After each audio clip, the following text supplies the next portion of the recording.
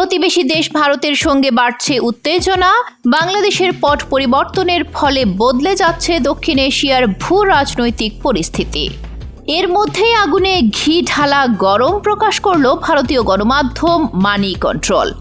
গত ৩০ ডিসেম্বর সোমবার গণমাধ্যমটির এক প্রতিবেদনে বলা হয়েছে, পাকিস্তানের কাছ থেকে ৪০০ কিলোমিটার পাল্লার আবদালি ব্যালিস্টিক ক্ষেপণাস্ত্র পেতে চাইছে বাংলাদেশ।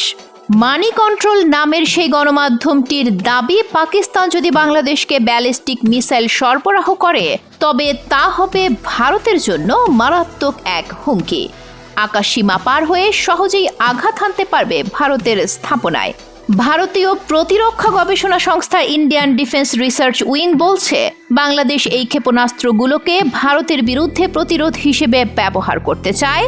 এই ক্ষেপণাস্ত্রগুলোর স্বল্প পরিসর ভারতের সমগ্র উত্তর পূর্বাঞ্চলকে বাংলাদেশের নাগালের মধ্যে এনে দেবে।